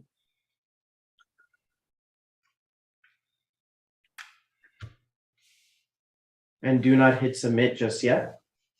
And for those of you who are not using the digital ballot, we will ask for your vote verbally during the second roll call. And while people are doing that, Brian, do you have a report? I'll try not to go on too long, but just to start, next Tuesday at 6 p.m., the board is hosting a online forum on Zoom to discuss the FDR Drive and how that space is used and how that facility is used for traffic, and just a general kind of status quo discussion, figuring out if that were to change or if that were to be revisited by the state, what would we like to see there? I think it's important to have a proactive discussion about such a thing, considering that we wouldn't want to be in a position like with some of the other developments in our district, that the authorities are coming to us after they've already decided what they wanted to do, and it's too late for us to make an impact. I've heard a lot of concerns over the years about the FDR Drive. It does serve some purposes, namely express buses from the outer boroughs do come over the Brooklyn Bridge and come right over up the FDR Drive to 23rd Street on their way to Madison Avenue. So that's not a negligible concern from a transportation perspective. But there are also a lot of negative impacts of the facility, and it's very old and it takes a lot of space along the waterfront. And there are a number of Vision Zero problems associated with the highway and the streets underneath it. So right now, we're not discussing it as a committee or as a board, but just opening it up to the public to talk about it. That said, anyone from the board who has any opinions about it or has any perspective on this, including environmental impacts, traffic impacts, and waterfront access impacts, is free to come speak. You'll get 2 or 3 minutes, just like everybody else. And I encourage you to weigh in if you have any information or perspective to share. Sometime in the spring, we will have a committee discussion on the issue. Yeah, I think I'm gonna. Okay, yeah. I was just gonna say. Go wanted ahead. I just wanted to reiterate. Please attend this next week. This is a great example of the bold, innovative ideas that can come out of community board. It's one of those things that may seem very ambitious, but it has to start somewhere, right? With a conversation. And so kudos to Brian and the rest of the committee for taking that first step, and particularly the approach of opening it up to the public to gather information, ideas, and to get these thoughts out there to see how we can actually shape the future of our district. So really encourage everyone to attend and look forward to seeing everyone there on Tuesday. Go ahead, Brian. And no other immediate transportation issues in our district, so I'll leave it at that. Thanks, everyone. We have a couple of hands up. Adam, go ahead. Sure. Thanks, Brian. I'd like to echo Kyle's thoughts. I think this is a great thing you're putting together. So kudos. Just wanted to ask: is there an agenda or confirmed speakers, or is it more just a listen and speak session? It's just a listen and speak session. At this point, we do not have any electeds or transportation experts from the state coming. So if we see an opportunity to do that, we may do a panel at some point. But right now, nothing like of the order is scheduled. It's just a listen and speak session. I have announced it on Twitter a whole bunch, where a lot of local transportation advocates lie, and I've gotten the word around. So, thank you, Aisha. Wait, what time is this? 6 p.m. on Tuesday. It's on the CB6 website. Okay, thank you. And if I'm not on a committee that's like land use or any of those, can I still speak, or do I have to sign up somewhere? You could still speak. You there's a sign up to be invited to the Zoom so that you can listen in as a public, but then there's also an additional sign up form where anybody in the public, even outside the district, can speak up and give their perspective on it. And everybody will be cut for time the way they are in the public sessions of these meetings. But there's no agenda and there's no limit on who can speak. So invite your friends. Okay, thank you. This is one of those public programs that we put out for the public. So invite as many people as you'd like. All right. Are there any further questions for the Transportation Committee? Also, I would just quickly note that I put a link to register for the forum in the chat. All right. Thank you, Brendan. We'll now move on to housing and homelessness. Yes, thank you. I'm going to waive my report this week, other than to say that we did have a good planning meeting in our last meeting, and I've heard back from members regarding some of the issues that they're going to be covering during the course of the session. So we are expecting a good meeting in 2 weeks. Thank you. All right, thank you very much, Rich. Are there any questions for Rich in the Housing and Homelessness Committee? All right, seeing none, we will move on to business affairs and licensing. Thank you. Or Anton. Hello. Anton. Thank you. Can you hear me? All good. Okay. Claire is not here.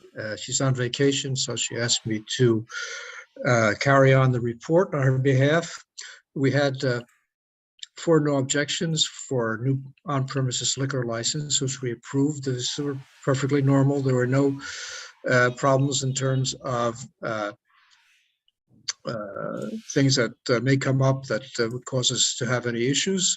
So I suggest that rather than approving these one at a time, that we bundle them and take the votes. Bundle. Okay, Hello. and we have a motion to bundle from Ann B. Yeah. Seconded. Great, seconded. Is there a call to question? Adam? Call to question. All right, and is that seconded? Seconded. Seconded by B, thank you. So let's go back to our digital ballot, and please mark your votes for 8A, 8B, 8C, and 8D. And once you have done that, then you can submit your ballot. And while people are doing that, Anton, do you have a committee report or anything else to add? No, waive any report. All right, thank you so much. All right, we'll now move on to public safety. Matt? I'll waive my report, other than to say that we had a great session last month on bystander training. So I encourage everyone to check that out if you missed it. That's all I have. Awesome. And can we not, like, there's no way we can go through this without congratulating Matt on his, I know we want to stay away from politics, but Matt was elected as a judge, and congratulations to him. So thank you so much, Ann. I appreciate it. And thank you all. My time on the board will be coming to an end, but I'll have more to say on that. And I want to just thank everybody. It's been quite a ride. I really enjoy my time on the board. I think you're all terrific. But like I said, I'll say something at a different time. But thank you, Ann. all right, thank you, Ann and Matt. Are there any further questions for the Public Safety Committee and for Matt Roberts? All right, seeing no further questions, thank you very much, Matt. And we'll move on to the Bylaws Committee. B? To get back to you. So I just wanted to say that the meeting we had earlier in the month was a review of the issues that we had parked. I want to thank members of the board who joined the session. There was a lot of good feedback, and we're proceeding at our next meeting to continue to review those items parked. And I hope to have a draft available as we go into the new calendar year. Thanks, Carl. Great, thank you very much, B. Are there any further questions for the bylaws committee? All right, seeing none. So board members, we're now at the old or new business section. If you have any old or new business to state, please raise your hand through Zoom. Yep, Lou. I was going to suggest that the public safety and land use committees jointly meet to establish a date and invite the fire commissioner and the chair of the city planning commission or to a meeting to address the issue of the batteries that have been used on the bicycles that caused the fire on 52nd Street the day before yesterday, on Saturday. Lithium ion batteries in the hands of inexperienced or inappropriately trained people are very dangerous. And I think that that issue ought to be discussed considering that we have 2 additional locations in the board area where lithium ion batteries are in substantial use, and we have no control over the training or the expertise of the people who deal with them. Yeah, thank you for bringing up that up, Lou. We'll be discussing it at exec next week. I believe Councilmember Powers already put together some legislation or as part of some legislation about lithium ion batteries. So we will discuss it exec next week, but thank you for bringing that up. I think that the 2 committees ought to invite the fire commissioner and the chair of the city planning commission to a discussion with expertise, with expert witnesses to discuss this, because we should not let this go. It happened in our board area. We have lithium ion battery locations still functioning. They are dangerous, and we as a board should be dealing with that issue and making recommendations to anticipate the solutions to the problem. Got it. Thank you. Brian, do you have something to say? Old or new business?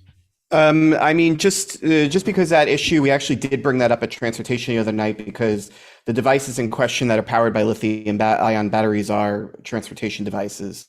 But I should just let you all know that if you're attending this meeting on a laptop right now, that laptop also has a lithium ion battery in it. And laptops have also had lithium ion battery failures in the past. It's very rare. But if you're truly concerned about that and you think that they're inappropriate compartments, then just go ahead and put your laptop right in the trash tonight. Just make sure you don't put it in the regular trash because it'll explode in the trash. So you have to go and do electronics disposal or whatever, but stick to that. In the meantime, I actually have a 9-bot scooter in my apartment right now. I've had it for 3 years. I've been using it, several times a week that entire time. It has a pretty significant lithium ion battery in it. It has never caught fire, exploded, or anything. I think the reason why is because I bought a mainstream product with a known manufacturer that had a UL certified battery in it. And that seems to be something that creates safety, that you're buying a product that has testing and assurances and the right kinds of electronics inside of it to make sure that the batteries are not overcharged and overheated, that they would have chemical breakdowns. So you have to respect the technology. You have to take certain precautions around it, including not charging it unattended, but otherwise leaving it unplugged safely away from exits to buildings wherever possible. And I think that that's pretty much it. I see a panic erupting in the news because people do not respect these devices or the people that are using them. A couple of years ago, there was a panic about hoverboards, which use the same batteries, and a couple of unlicensed ones that were bought on the gray market or sold in a rush to buy them for Christmas had fires when they were left charging unattended because they used unsafe batteries. The problem has since resolved itself, but the bans that the MTA and New Jersey Transit and other regional authorities placed on transporting the devices have not come undone in the meantime. So that is the thing that I want to call to everybody's attention. Once you start issuing laws and bans against the devices, you start having a problem where once the devices become safer and once you resolve the issues, the laws don't go away and they stay banned forever. So we don't want to get into that. We don't have a position on it as a board. We haven't discussed it as a committee. I will say that NYCHA had a proposal to ban them on all NYCHA properties, and after significant public opposition, backed away from that proposal and is looking into proposals to not ban the devices. And the fire department is looking at education along the lines of the recommended things that I said in terms of battery safety, because there's a lot of devices owned in the city and there are not very many incidents with them. So it indicates that there is at least some potential safe way to store them in residences. And there may be potential laws about requiring certified batteries in the devices that are for sale in the city, and that may improve outcomes on this stuff, and that might be something we could look into discussing as a board. I, as a transportation commissioner, I don't want to be left out of that discussion if it happens. We'll discuss because it it has a significant impact on transportation issues. So I would like that to be a joint reso if possible. As a matter of fact, I'd like to thank Brian for his comments, because in fact, I should suggest that transportation be added to the discussion. But his discussion are the very issues and the very points that need to be addressed by people with much greater authority and more experience than we have at this level. We haven't, in fact, in our own community, 46 people who were injured and 4 firemen whose lives were at risk in the rescue operations. I think that that's the argument for having a full-scale discussion, and very much including transportation. And Brian's comments are a great start for the conversation that should happen. But it's necessary that the board take the initiative in bringing this matter to focus public attention. All right, thank you, noted. Stephen? Just to further support Brian's comment about consumer electronics that have a safety certification like the UL symbol, having served a previous life at Underwriters Laboratories, a century-old American institution verifying multiple different types of safety certifications for consumer electronics, has been proud of doing extensive testing for multiple devices like e-bikes, like batteries, like the devices that you use at home. There's no law preventing any organization to sell consumer electronics without the UL symbol, the safety symbol certifications. Just to note that, like the devices that Brian has mentioned, some of those organizations do spend a lot of time going through these safety certifications to make sure incidents like this do not occur. And in the case of the incident that did occur at the fire that on the apartment building, some of the earlier reports did mention the gentleman doing unlicensed repairs to refurbish batteries. Just a point to mention, since there seems to be a small panic about the use of these batteries. Thank you. And B? So I was going to make a suggestion, Carl, rather than us discussing different opinions of what we have, perhaps at executive committee, we could discuss an approach that the community board can take to really fully vet the issue and where it should be vetted, as opposed to each one of us giving our opinion tonight. Agree. Yep, that's what I said. We'll discuss at exec next week. All right, so we'll now move on to the second roll call.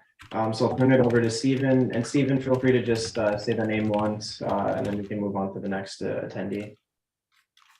Will do. Roll call, this time in the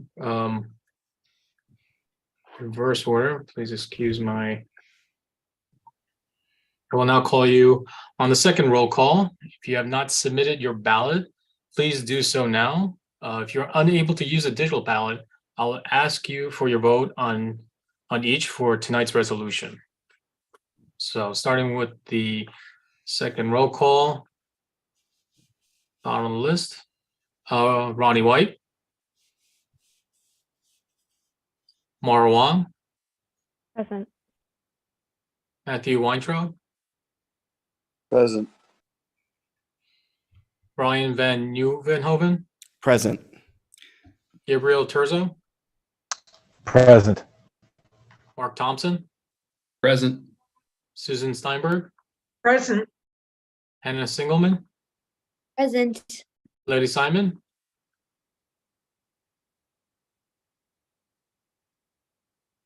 Aisha Siddiqui, Present. Sandra Sherrod, Present. Seema Shah, Lou Sapersky,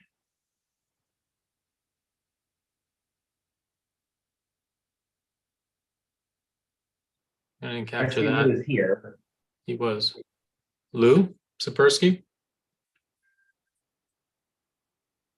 I see Lou's speaking, but is on mute. okay, I'll mark him as present. And Seligman, Just to Present. sorry, just to quickly interject, we still need the votes on the resolutions from Lou. yes. So Lou, if And- you're able to unmute yourself. Yeah, we'll have to do a Oh, verbal. no, I Oh, did see you you send- submitted. Okay, great. Larry Shire, Present. Matt Roberts, Present. Reshma Patel. Steve, you got me, right, Anne? Yes, I do. Both on the ballot and the second roll call. Present, Steve. Myself, Kevin O'Keefe, Present. Roshan Nayar, Present. Rajesh Nayar, sorry. No problem. Philip Napolitano,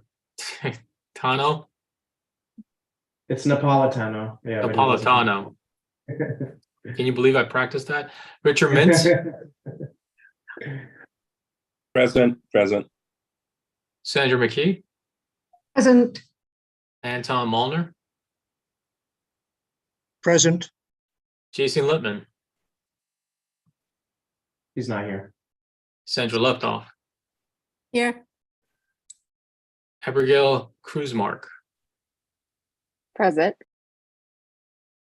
Nadeem Kalani, Present. John Keller, Present, apparently twice. Paige Judge.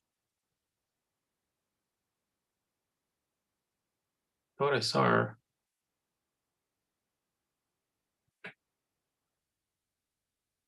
Sadie Howard, Present. Molly Hollister, Adam Harkey, Here. Eric Goldberg, Present. Jason Fromowitz, Present. Beatrice Disman,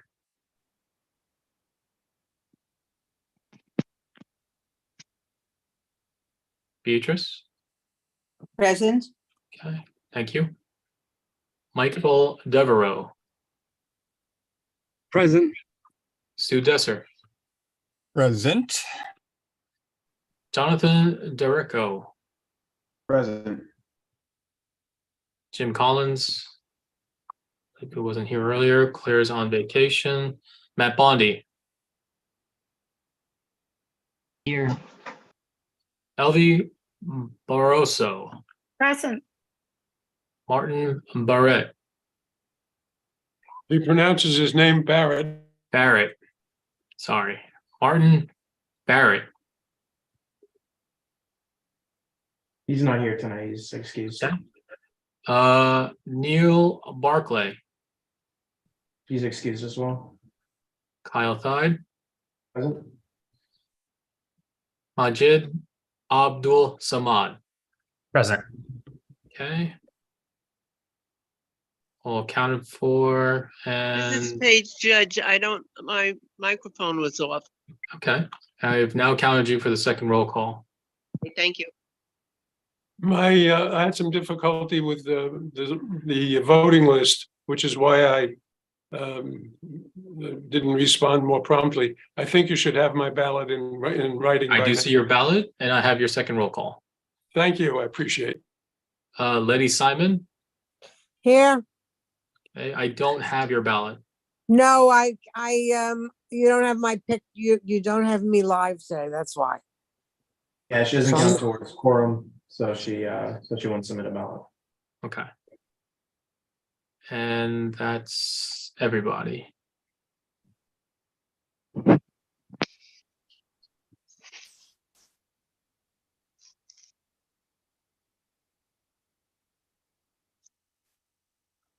Okay, and now voting the tallies of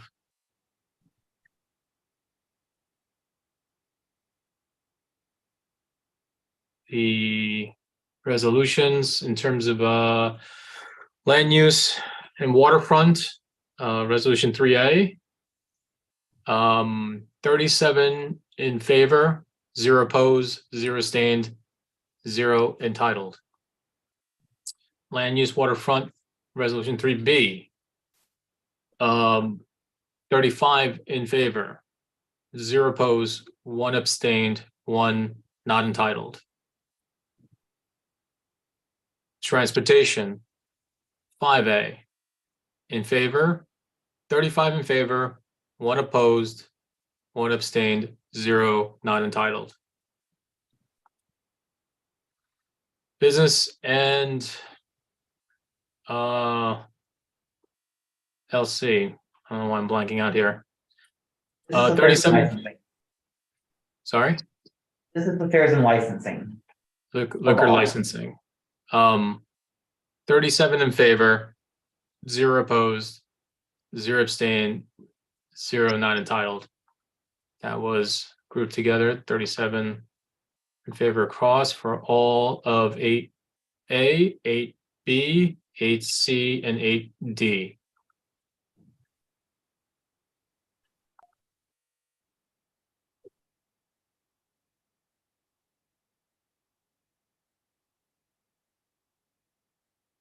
Believe I have every vote for each resolution. Okay, so they all pass. They all passed. Right, thank you very much. All right, so we're now at adjournment. If there are no objections, we will adjourn the meeting. And seeing no further business, the meeting is adjourned at 9:06 p.m. Thank you.